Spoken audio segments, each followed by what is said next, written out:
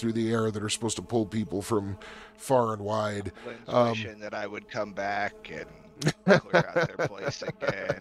And yeah, So as you are watching, you see Akama head several dozen yards away. And you guys actually find a place that's over on the far side of a kiosk that hasn't opened yet. You know, they help guide as much as you are in this, and you can tell that they want to go a good distance away. So as you guys get around to the backside of the kiosk, both of them kind of turn towards you, and just kind of look at you and want to let you say whatever you have to say or ask whatever. Give you your time. So All right. Well, I'll pull them to the side, and once I got them kind of alone, I'll go ahead and basically state, um, I got to thinking, and I understand you guys are a bit shocked about the dream that we had last night. Uh, I just want to add a little bit more to it because I figured you wouldn't had brought it out for a reason. okay, at this point, you guys have now gotten far enough away, and we're gonna go ahead and say, Akama, go ahead and switch over into the in-game chat again. Okay. And you guys lose the conversation at this point as they head around the corner, and the rest of the noise of the area drowns you out. We will be literally right back. Okay, so what would you like to say? So, from my understanding, what I have witnessed in my dream, I came across this uh, dark-like creature. I'm guessing it's the same for you guys. Um, at this, you see Pilgrim not quite shudder, but kind of just have a little bit of a shiver and pull a little closer to Harmony. Harmony kind of looks at her over her shoulder and kind of nods, and she says, "Indeed." Well, from past lore that I've came across through the scriptures that my clansmen have came across. Basically, from what I grasped, was they're basically a demonic type fae, horrific and immense power, and they live in a small area or a specific area where my clansmen have settled down in Terra Orbis. Not too sure if you're familiar with Terra Orbis, but that is where my clan is now residing.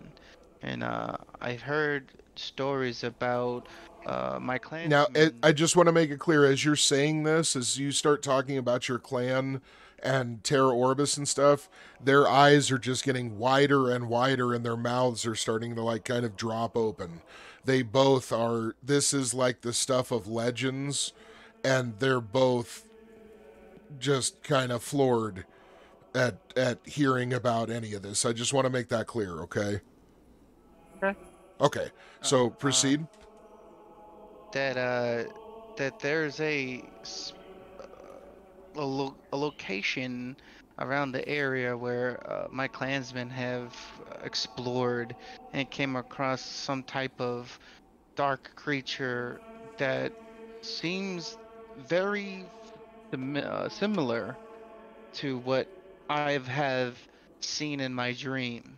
And I don't have too much information about this situation, but I just felt like I should infer the information to you guys so you can kind of be a little bit more prepared.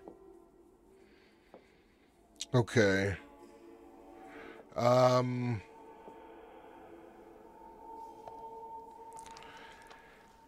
as you relay that information, Harmony kind of considers it briefly, and after just a moment, she looks at you very matter of fact, and she says, would I be able to count on you to help us outside of the purview of what one might call Metadine's overarching goals? And she looks at you kind of slyly, hoping that you're going to understand kind of where she's coming from. I kind of look at her puzzled. In the fact of the matter, uh, I'm not picking up what you're putting down. Her eyes kind of narrow just a little, and she gets really serious, and she says, your group, your companions, your loyalty lies there, yes? As of this moment, yes.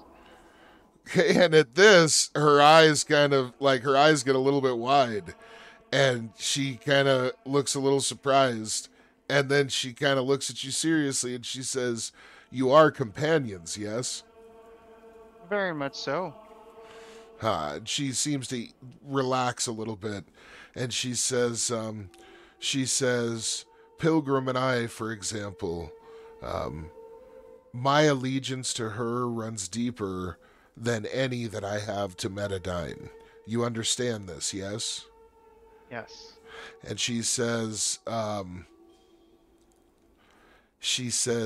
there may be an instance in the days and years to come where I may be forced to test my allegiance between one and the other. She says, you understand this, yes? I do now, yes. And she says, I would ask if the day comes where I need to ask something of you that would be solely to benefit the two of us rather than Metadine as a whole, would that be something you would be comfortable with? This is something that I would have to sit and meditate due to the fact that trust is given so easily, but trust can be taken away that easy as well. She nods and she says, well said, well said. She says, know that we consider you honorable warriors, and we have already seen the good that you are willing to do, and the peril you're willing to put yourselves in for the betterment of others. Even if coin is involved, it diminishes not a noble deed. And thus far, in this place, you have done a handful of such deeds. She says, this has shaped our opinion of you as we consider ourselves to be agents of order. She says, I would in the future perhaps request that outside of the knowledge and view of Metadine as a whole, you help us procure access to this Terra Orbis that you speak of. I cannot expand upon this further right now, but know that it would be in line with preserving the balance of order and helping Pilgrim. And she emphasizes this by putting a hand kind of on the back of the head of Pilgrim, and she kind of bows towards her just a little bit and closes her eyes. It's a strange gesture that you're not exactly sure what it means as she does it. But as she recovers from this and just looks straight back over at you again, she says, is it something you will consider?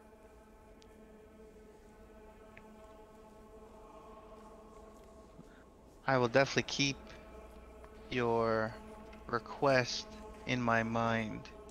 At the moment, I won't say no, but I won't hastily say yes. She nods and she says, fair enough. Okay. I go and I bow, and I say, I thank you for your time. and I apologize if I lengthen your uh, exploration time. I just, like I said, want to infer the information to you because I know this seemed like it was a very important situation, and I figured at least give you more of an unclouded judgment. Okay, they both nod. Harmony actually looks at you and she says, Atlantean. She says, "This is far more important than you know." Um, she says all of this, and she kind of catches herself before she starts going on too much about it. She says, but she says, "This is all of grave importance." And with that, she seems satisfied with, with the statement to rest on its own. She looks over at Pilgrim, and Pilgrim looks at her and then looks at you, and she bows very slightly but closes her eyes fully as she does it. And the graceful, kind of elegant, ephemeral way that she does it, it has this just really weighty kind of feel to it.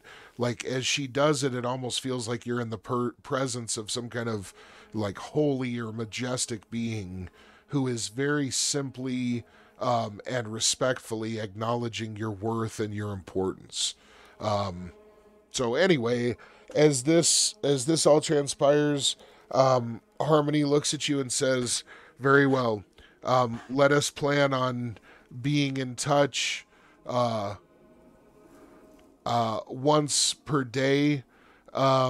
She says, "Do you have long range radios or communications gear set up?" She says, "We will be able to communicate through Geiger, who has such devices." And then she pauses slightly and says, "But perhaps it would be best if we could have our own roads of communication." Currently, I do not have any type of such technology in my person. I'm just a uh, basic nomad of sorts. Uh, I typically roll with people that have technology of their own and uses their technology if need be, but I currently do not possess such things. Okay. She says, "No problem." She says, "Your hand, please." And she reaches out one of her hands towards you. I reach out my hand. Okay, as you do so, you see her deftly produce a thin marker that looks reminiscent to what you've seen in all kinds of different dimensions. That's called a Sharpie. And as she pulls this out, she grips the cap with her teeth, pulls the marker free, and in a very clean and legible hand, she writes the digits. Make sure to write this down. Yeah. 73224. Okay. And she says, "Find the Telex hub, Telex." She says it almost like the name of a business. She says, "Find the Telex hub once you reach the aristocrat." She says, "You can drop me a line there, and hopefully you guys will spend some of that small fortune that you received to upgrade your gear, yeah?" And she kind of gives you almost like a joking kind of, raising of the eyebrows and kind of looks at you a little bit sideways. Almost like, So as she does that, you make a note of that, and it is now written on your hand. Make sure you Perfect. don't do something to wash it away. Uh, She puts the marker away and looks at you and just kind of nods. Sweet. All right. And I bow again, I guess. You what? I'll go ahead and bow again. Okay. You do, and they all kind of awkwardly bow again, and you guys kind of get locked in a weird little. There's like Bow, four bow, bows bow, that bow, happen, bow, bow. and finally you break free. And all right, they start heading back over to the group, and we can go ahead and jump back. Yep. Okay.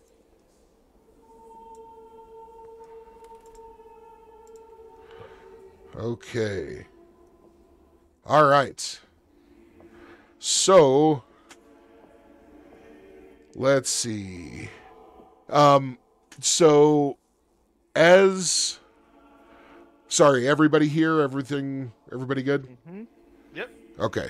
Indeed. As the three walk back over, Akama, Harmony, and Pilgrim, as they walk back over, you've been having just a little bit of small talk with Geiger, Ren, and Ymir has been just kind of checking the area out and watching the little people come and go. The transport is definitely ready to start boarding. Ren, you've got your rail right next to you, and you're ready to basically bring it over to a porter and have it loaded up.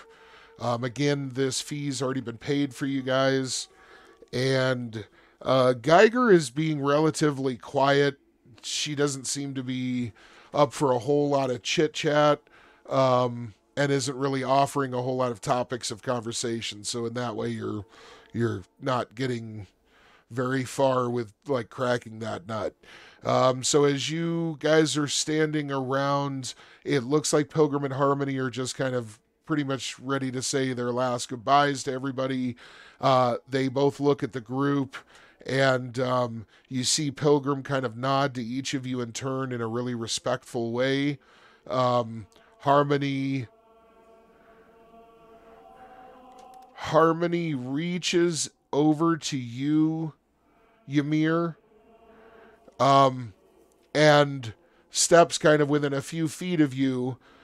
She steps forward, looks up at you, and just kind of stands there for a second. And after a second of just looking up at you, she reaches her hand up into the air and like makes a come here motion, dummy. You know what I mean? Like,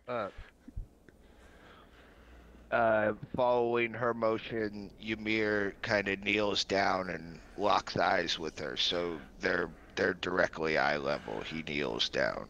okay, as you do this, she actually leans in close, like very, very close to you, almost like she's gonna say like some kind of threat. Okay, and she gets a really stern look across her face, and her face actually gets a little flush for a second, and she reaches out with one fist, and she like really sharply beats one closed fist against like your shoulder as you're like leaning down. And she just says in a really gruff, kind of aggressive voice, "Keep them safe." And at this, she just kind of nods at you very seriously. And Ymir, recognizing this, nods directly, sternly back at her and goes, "You do the same. See you down the road, warrior." And just stands back tall, back fully upright. Okay, she spins on her heels in one smooth motion as she nods to you, and turns to you, Ren, and she says,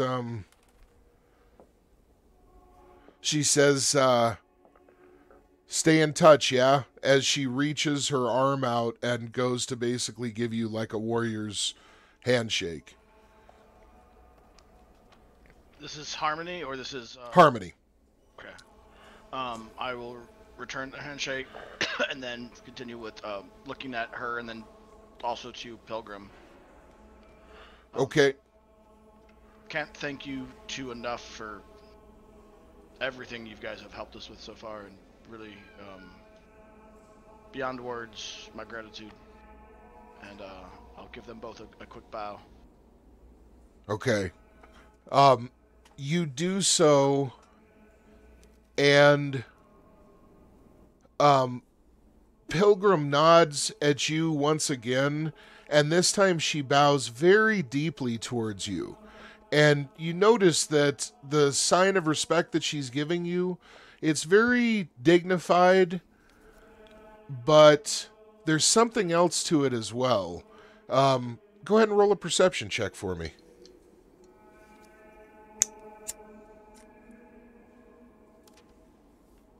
Hilo's king of perception.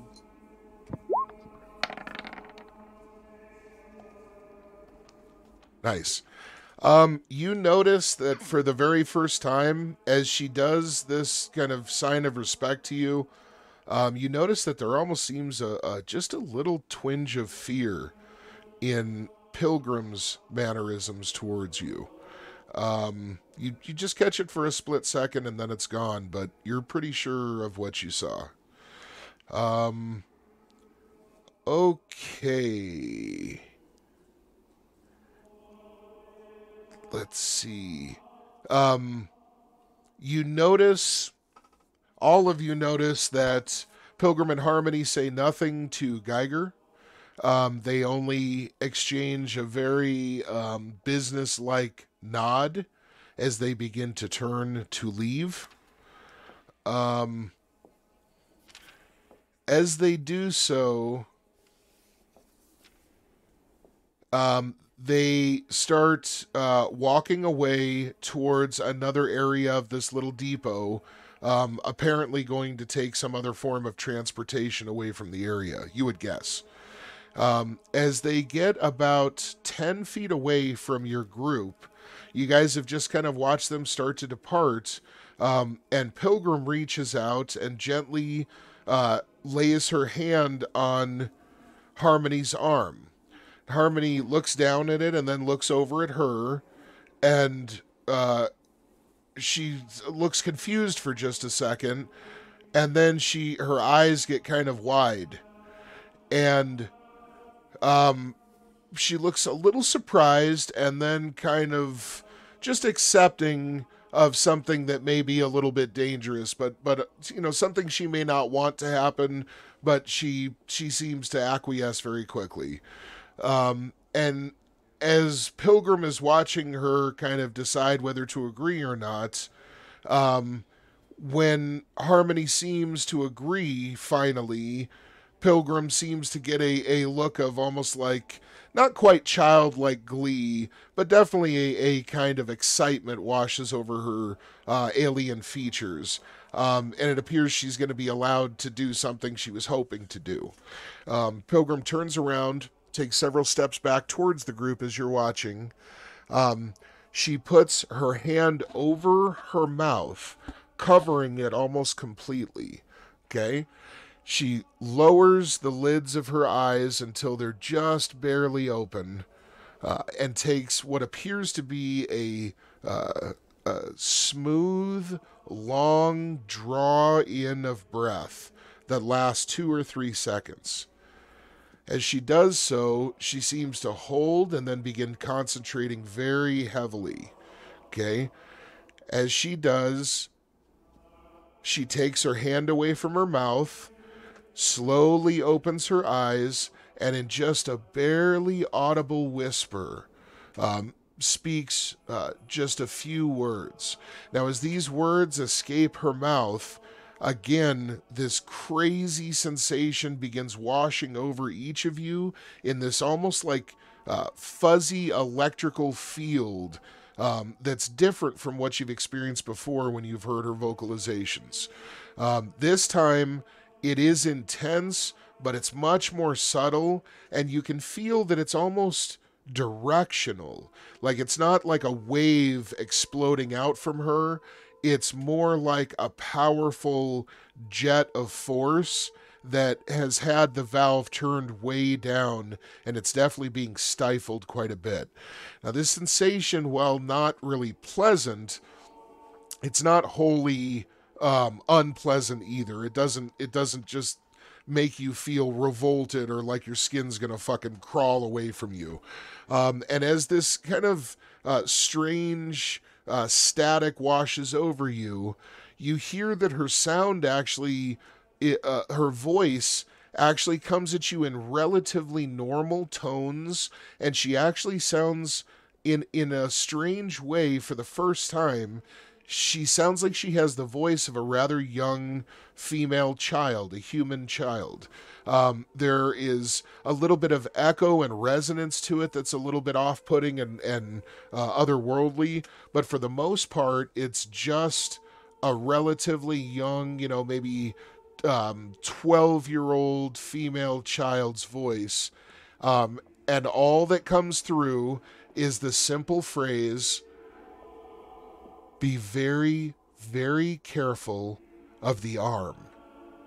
Now, as soon as she's done enunciating the last word, she almost looks apprehensive, like waiting to see if something bad happens. And as soon as nothing does and the entire kind of phenomena ends without incident, she gets a genuine look of relief and happiness across her face. And she immediately looks over to Harmony, who reaches out and embraces her with a huge, huge hug. A very emotional, heartfelt expression, even though both of them are they seem relatively accustomed to being fairly reserved, especially in public and stuff. They are in hostile territory after all. But here in this moment, this simple exercise of control, actually being, successful, it seems to really be groundbreaking for her, okay? And as they embrace and all of this, they both look back over at you, kind of realizing themselves and catching themselves, and, starting to kind of straighten themselves out and everything. Is there anything that you guys would like to do? Geiger seems relatively unaffected. You know that Wotek let out a little bit of a grunt as the effect went over him, but nothing, he just was showing a bit of uncomfortableness. So, but yeah, is there anything you guys would like to do? I'm just ready to get out of here. Yeah, I think I'm good. Okay. You guys just simply kind of nod back, and they turn and start. Ymir, you're all set too? Mm-hmm. Okay. They turn and begin walking off again. As they mention this, you guys do realize nothing much has happened with that. So it does make each of you kind of think just a little bit about it. Okay, so The arm thing? Correct. Yeah, I'm not sure, like, did I just forget something, or is that just kind of curious? Me as a part player and as a character, I don't remember that, an arm. The superhero, the dude from the reactor. Oh, is he called the arm? No. Wait, no. He. That's why I'm confused, I guess. We have a piece of his arm in our. Oh, inventory. a piece of the arm. Okay. Yeah, no, part the of blade. The blade. His whole arm got cut off, or most That's of where we got the blade from, right? No. Oh, No. the superhero guys. I'm thinking of. Okay, yeah, no, I know. Yeah, fucking Homelander. Homelander. Yeah, got it. Yeah, yeah. Sorry. I was no thinking worries, bro. the fucking big crab-like guy that we fought in that same room, and you took part of the blade. Y'all are arm choppers and fucking limb takers. I know. I was like, which arm? I don't. What? Building up a catalog of these fucking arm taking experiences now. All right, so Apparently, we have so many that we all forgot.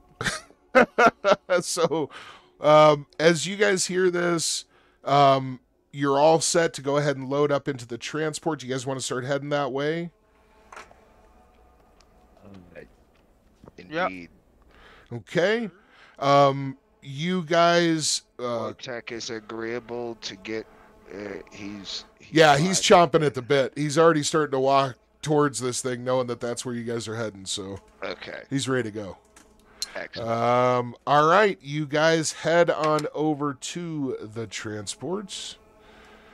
And let's see here. Give me 1 second. I think we would be better.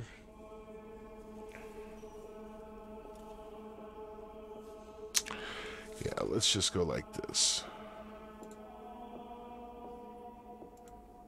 Okay. And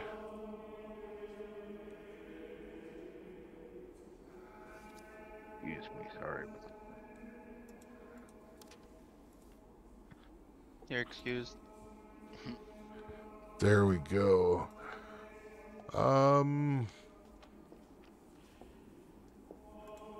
Okay, so you guys load up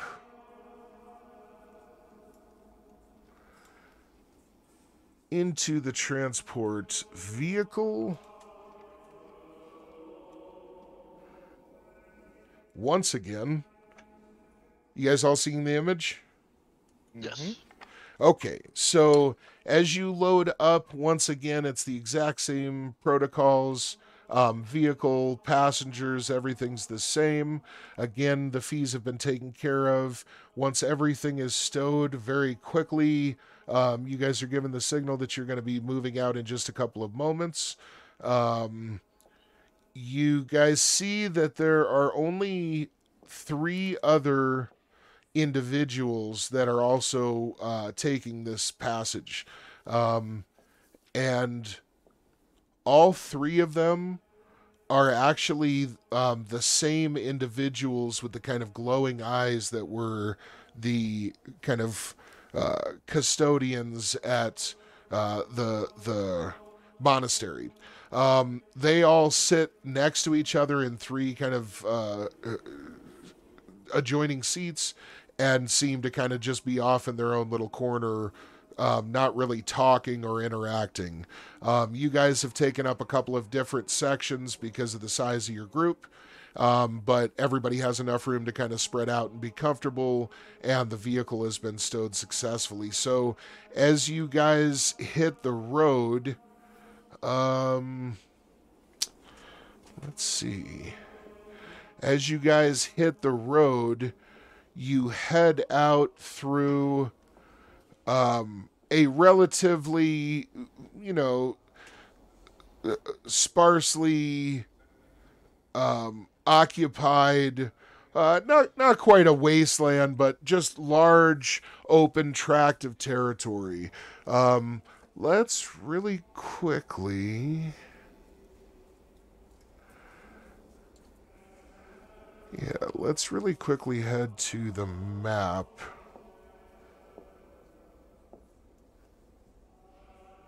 Here we go. Hey, just give it a second. I know this thing usually takes a minute to stop freaking out.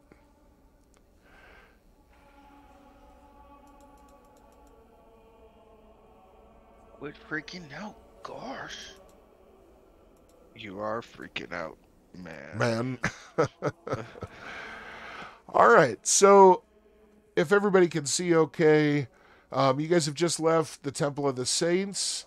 You guys are right at the base of the Path of Saints, and GM info, overlay, and opacity. Give me 1 second. I want to make sure what you guys are able to see. Okay, so you guys are all able to see Frostbase, Spark.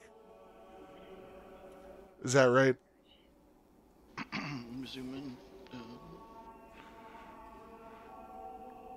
That's where we at? Right over here. No, Space Park? you guys are right here, right at the base of the Path of the Saints. But Frostbase Spark is like over here. Yeah, I see that. Okay. Oh, yeah, I see it. That's closer to that. I was looking like way farther away. Okay. Okay, and then you guys can each see the plug in Sinner's Cove over there as well. Yes, the plug, Sinner's Cove. And then everybody sees the blue outline for the Bitter Creep, right?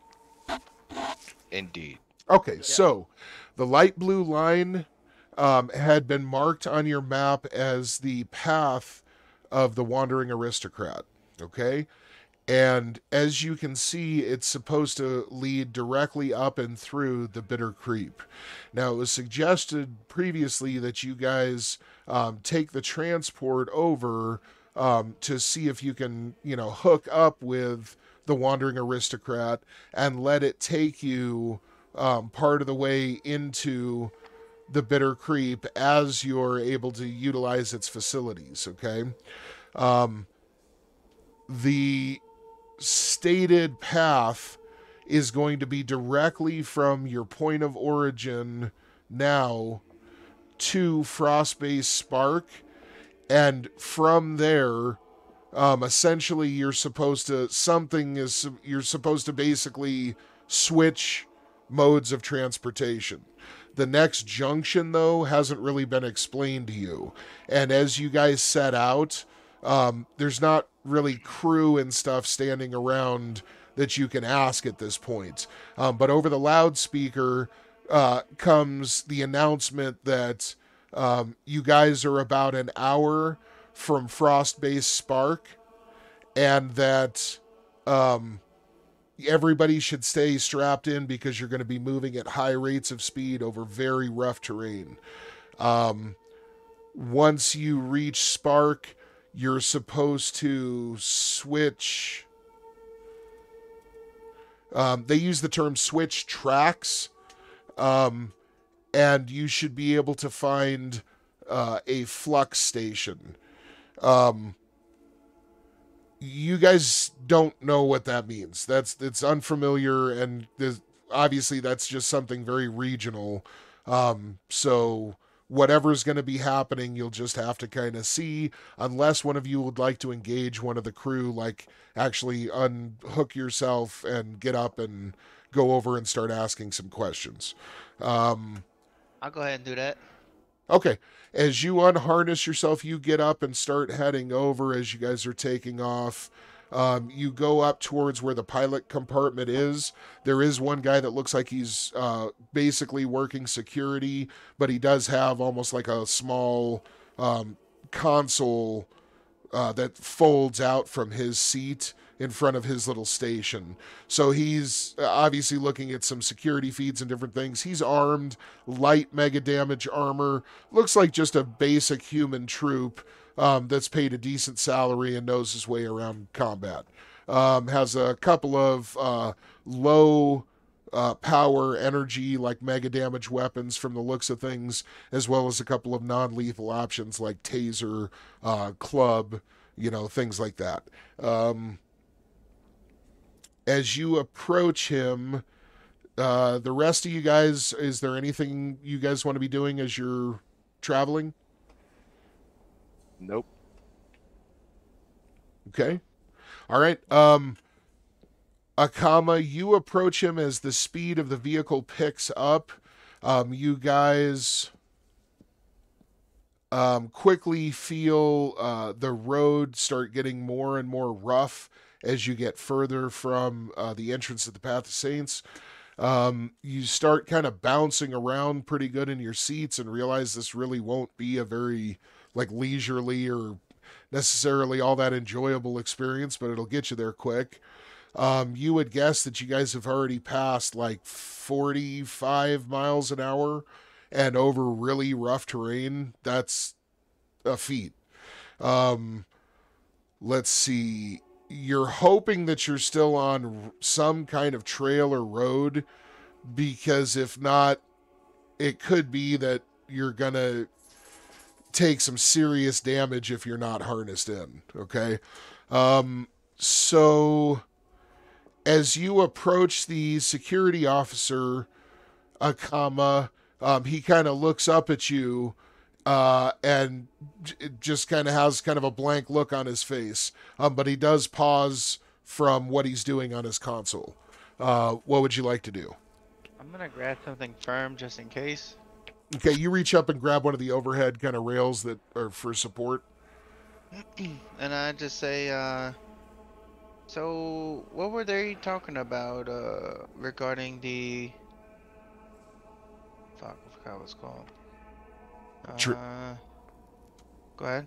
The track switch? Yeah. He just looks up at you a little bit suspicious, but then kind of raises his eyebrows, almost like, "Yeah, what the fuck do I care?"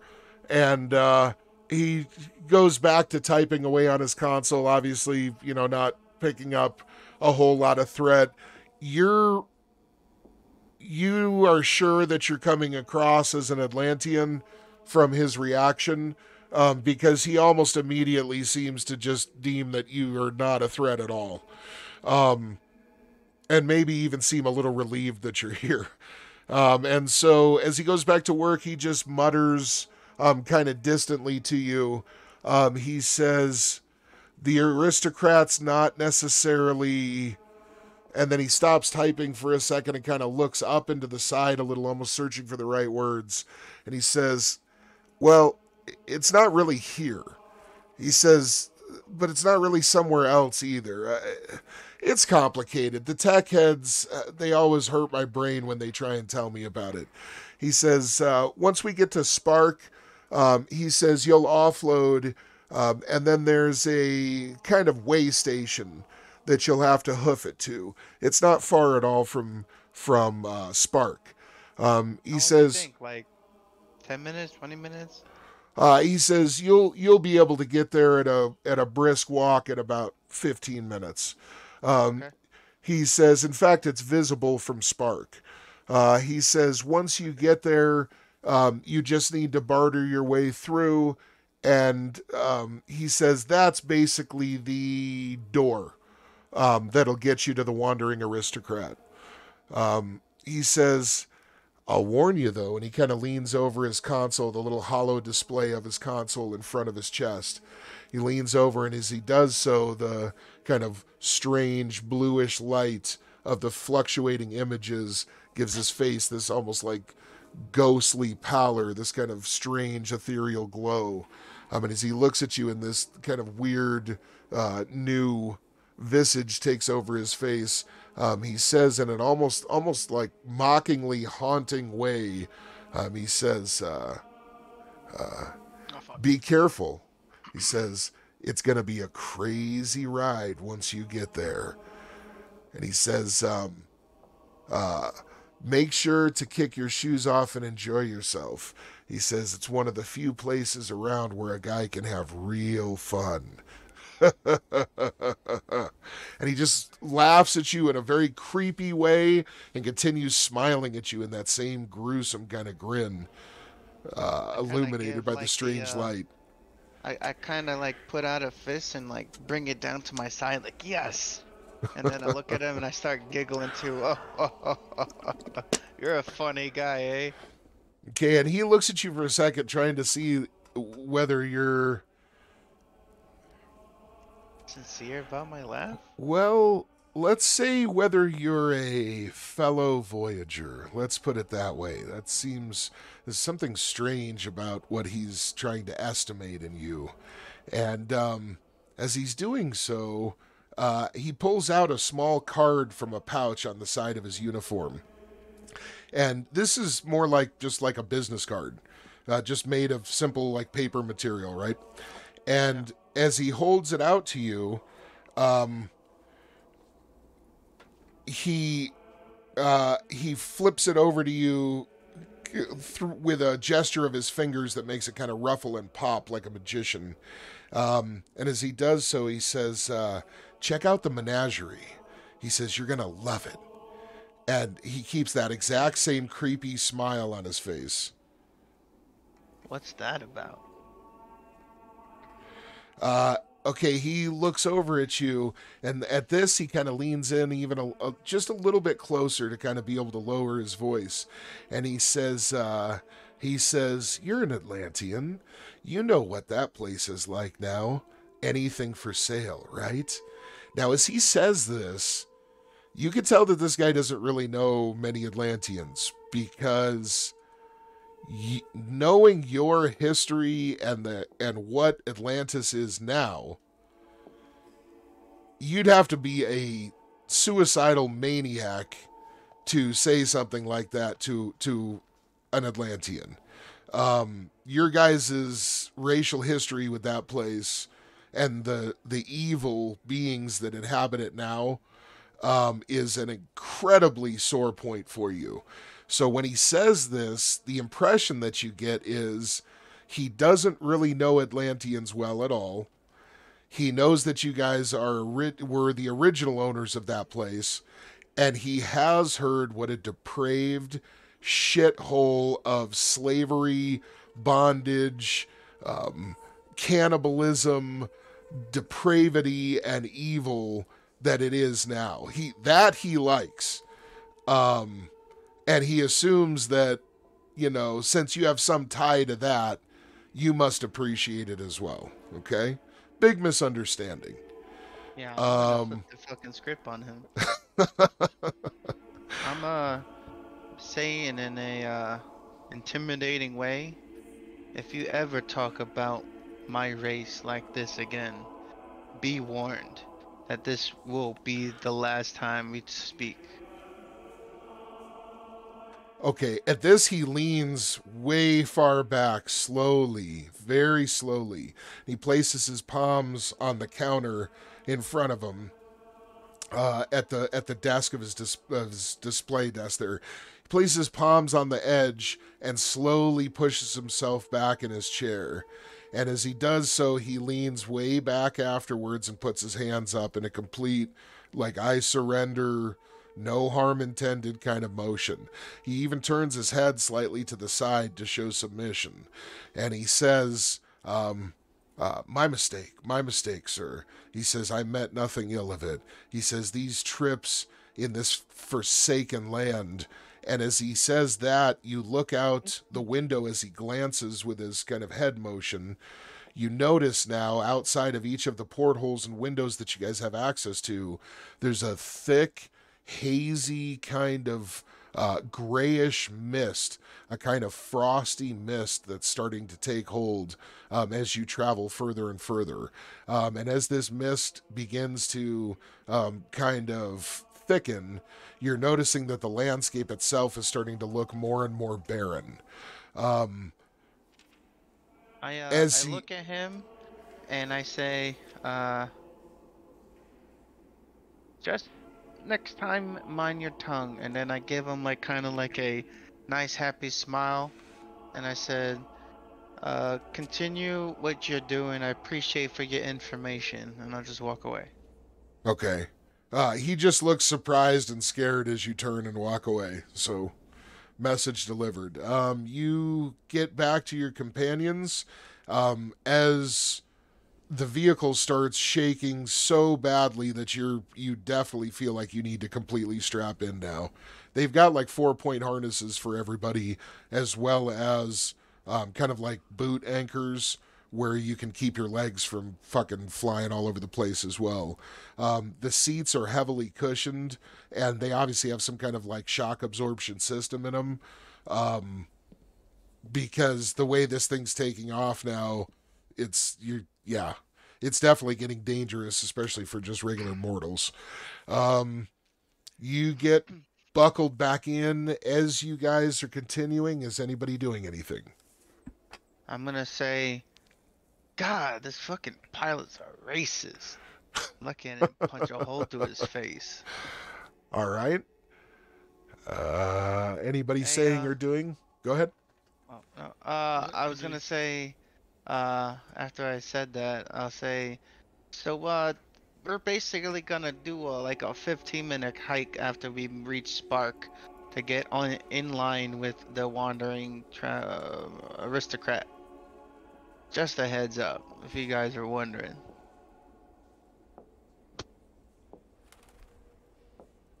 Okay. All right. Anybody saying or doing anything else? I'm just observing. Okay. As you're watching the landscape go by, like I said, things are becoming more and more barren, and the ground itself is just becoming more rocky, uneven, and, just kind of more not impassable, but treacherous. You guys are starting to feel yourselves having to turn a little more, not violently, but extremely in degrees, because of having to circumvent things like, fissures and what you're seeing to be like little ravines and different things like that. So yeah, it's definitely getting a lot more kind of wasteland-ish. Most of the ground and environment that you can see around you is fairly barren when it comes to plant life, and none of you have seen any kind of living creatures running around for ever since you left the House of Saints. There's abundant animal and vegetable life, animal and plant life everywhere there, and already in this short amount of time you guys have outrun it. Let's see, so the time passes quickly. Roughly an hour passes by, and as it does so, there are many different variations in speed and direction. You guys have a couple of calls where you almost think that you guys got on the edge of, like, not quite a cliff, but the edge of like a ravine or something really dangerous, because you could actually hear people in the cockpit kind of yelling at each other and discussing things in a panicked state. And it makes you wonder how viable a business like this is if it's this close. Like, it makes ice road trucking look safe by comparison, basically. And it makes you wonder how they're able to maintain a workforce and not have just dozens of these ships going down, every month. But apparently somehow they make it work. As you guys continue on your way, the haze of frost gets heavier and heavier. It starts to become a little difficult in areas to see much more than probably 30 or 40 yards outside of the vehicle. So it's not too bad yet, but it's definitely starting to kind of come in waves. And very quickly, give me just 1 second.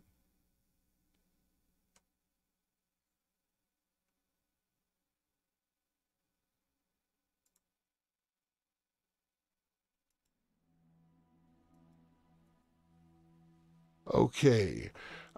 Very quickly, you guys come to a point where you start feeling the vehicle begin to start turning less. It begins to slowly start decelerating. And as the ride becomes smoother and smoother, and you guys apparently are getting closer and closer to your destination, you hear a voice come over the loudspeaker from the pilot's compartment, that in a very just business-like tone states that you have arrived at your destination. As you guys look around, you see that all that is here is a simple old, what appears to be something like a train station, like an old dilapidated small train station that would be kind of out in the middle of a wilderness. Okay. The old structure is still built upon the original kind of baseboards and planks, although most have rotted and deteriorated considerably. You see that the old kind of shack that served as the ticket booth has long since lost its roof and most of its four walls, and lays about 70% in ruin. Inside, you can see what would have been the old desk and service center, represented by some small scraps of wood and metal that miraculously have survived the centuries.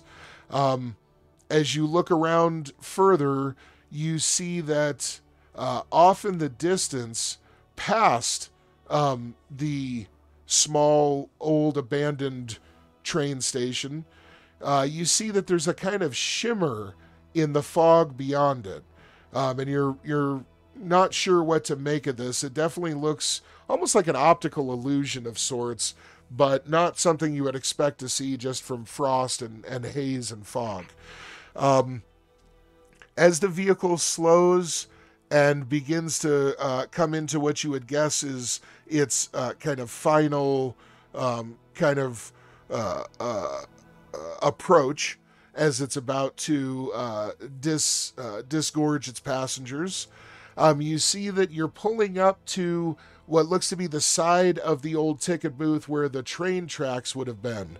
Now, as you guys are looking out the windows, you see that the train tracks, the metal of them, is long since gone. But strangely enough, in nature, the heavy deposit of rusted metal must have affected the ecosystem in some way, because you could see two perfectly straight, continuing lines of kind of a different height and composition of kind of rock and dirt that everything else is made of. And even all of these years later, it's funny to you that the contraptions of man still leave an echo of a lasting imprint. Now, as you guys look around, you hear the last kind of squeaking of the brakes of the transport as you come to a halt, and a bright green light and low kind of humming, very low-toned kind of alarm starts humming over and over, which usually denotes the loading process beginning or in motion.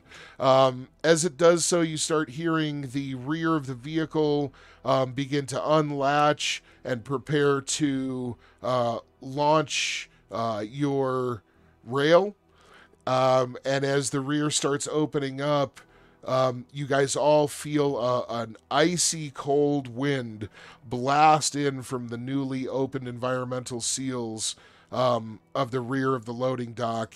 And as this cold, not quite Arctic, but very frigid wind kind of buffets all of you, immediately, Ymir, you take a deep, relaxing breath as finally something familiar kind of rushes out to embrace you, reminding of you of your homeland. That same feels like home. Right? You also hear Wotek kind of give out a little grumble of not joy, but familiarity. He is actually one of the first to very quickly get himself raised up, and although he has to wait to exit, he is 100% ready to get out into the open air again and enjoy this climate. Go ahead. I was just going to say, Ymir unlatches himself from the harness and stands upright and prepares to exit with his group. Okay. You get yourself unhooked. Everybody doing the same? Yes, but also I'm going to have to be that person that's going to have to call it, because it's getting a little bit late, but also I have a friend that apparently needs to talk to me that sent me a text, so I got to... Oh, no worries. Do we have maybe 2 minutes real quick? Yeah. I mean, okay. I'm not gonna be, like, done right now, but yeah. Hey, no worries at all. All right, so as everybody disengages from the transport, you all get clear, and as you step out, you look around, and again, it's mostly just a rocky, barren kind of terrain with lots of mist, especially ahead of you. The old train booth is on the right, and as you guys turn out so that it's directly behind you, you guys are now facing kind of like northeast.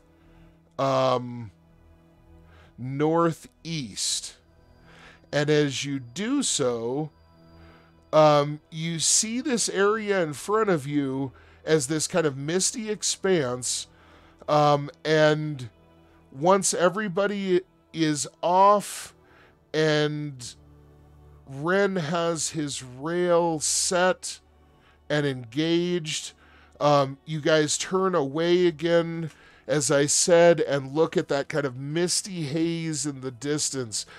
There's dark kind of clouds rolling slowly across the sky, but lots of gray kind of murkiness to it as well. As the transport is closing everything back up, you hear the engine already starting to spool back up. And as they start pulling away, and one of the last doors is closing on the side, nobody else got out, by the way. As one of the last doors is closing on the side, they're making a long, wide turn in front of you.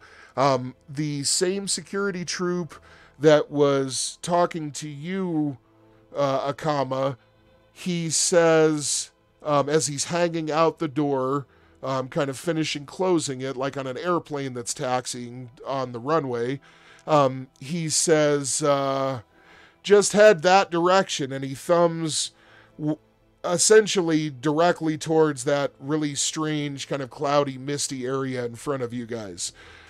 He says, you'll be there in just a few minutes. Don't worry, it's safe enough. And right as he says this, the door finishes closing, and they start speeding off the way that you guys came. Very quickly, as you guys look around, you notice that there just is nothing fucking out here. You're not seeing power lines, you're not seeing buildings, you're not seeing jack shit. It looks completely empty and barren, and there's just a lot of kind of wind and frost whipping around all around you guys currently. Okay, you guys all turn towards that kind of shimmering, strange, foggy image. And what would you like to do? Yeah, before we kick off, I'm gonna give myself a nice stretch because of that bumpy ride. Kind of do like a little, kind of how Goku gets ready before he fights. Do like nice little calisthenics type stretching. Okay. Get my legs ready and whatnot. Okay. You get yourself all set, you stretch, get the blood flowing again, feeling good. And, okay, anybody else? Nope, Ymir just prepares to set off with Wotek in tow, kind of not necessarily enjoying his surroundings, but the familiarity is bringing him some level of comfort because he hasn't been in an area like this in quite some time. So Okay. All right, so you guys are taking all of this in, but you all start moving forward. As you're doing so, you're in the rail, correct, Ren? Yep. Anybody else in there with him, or is everybody else walking? Well, I guess Ymir can't really. I mean, he can lay on top, no. use it like a roller No. skate. But No. Akama, did you want to be walking, or did you want to? Oh, I do want to unsheath my hammer and make myself battle ready. So if you need to update my profile, if it hasn't changed, I want to just sling my hammer over my shoulder. So, Okay. As you do this, you raise your hammer up to your shoulder, and you right away hear a distant kind of like little pinging kind of electronic alarm. And you see that in the distance in the sky above you guys, probably 200 feet up in the sky, you see a single drone-like object. Give me 1 second.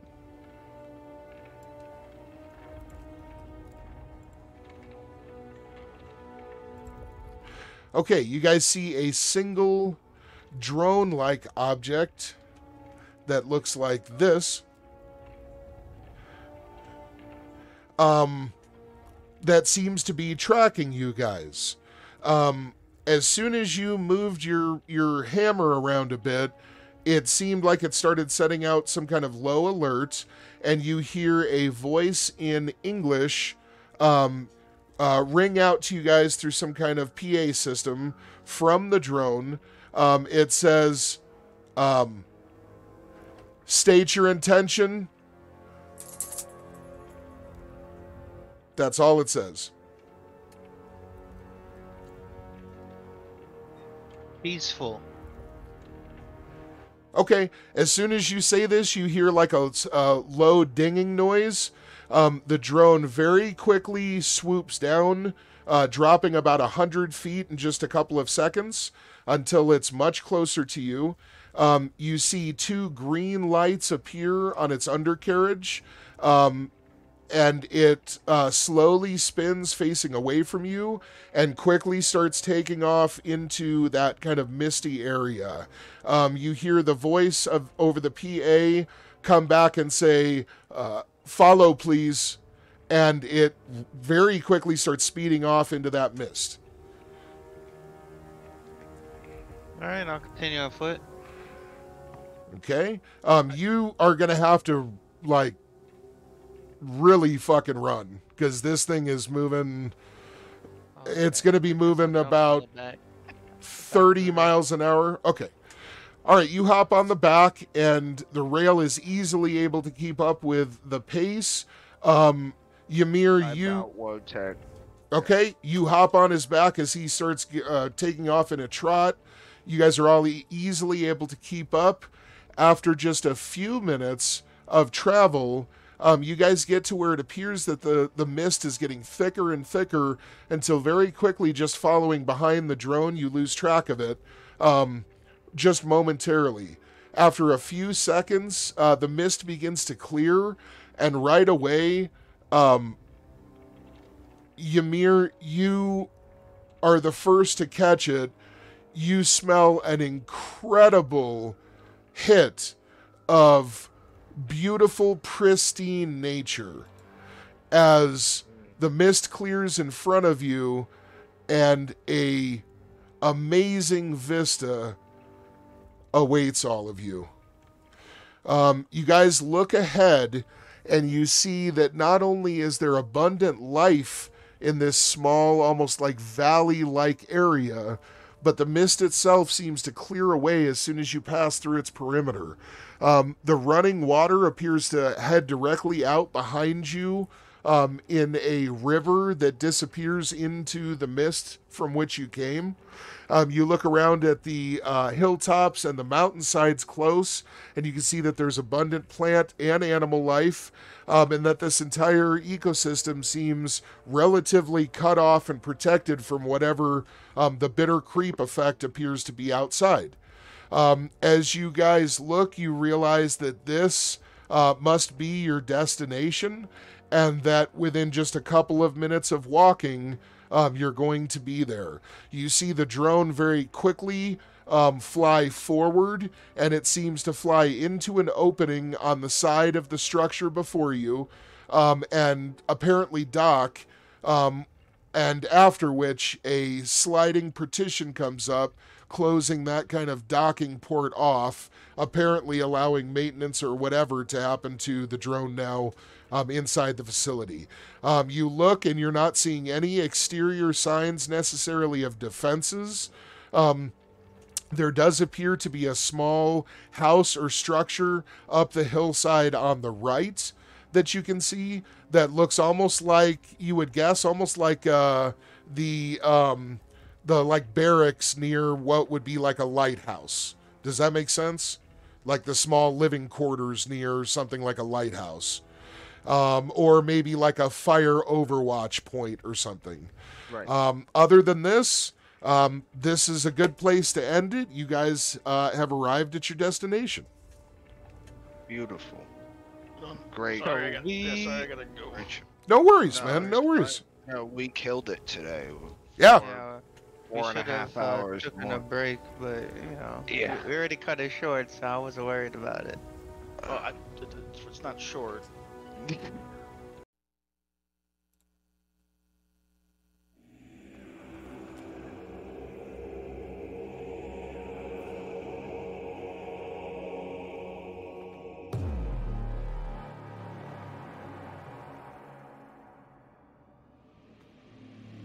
And now, bow your head for the patrons. BKZJT, Rapid 3642.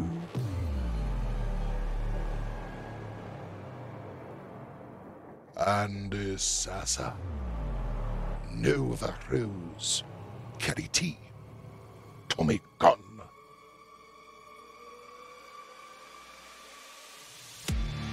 These are 24 Colts, Jess H, It's.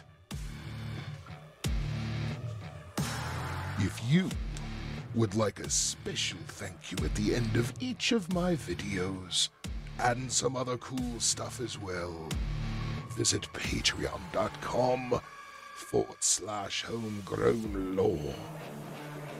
Thank you.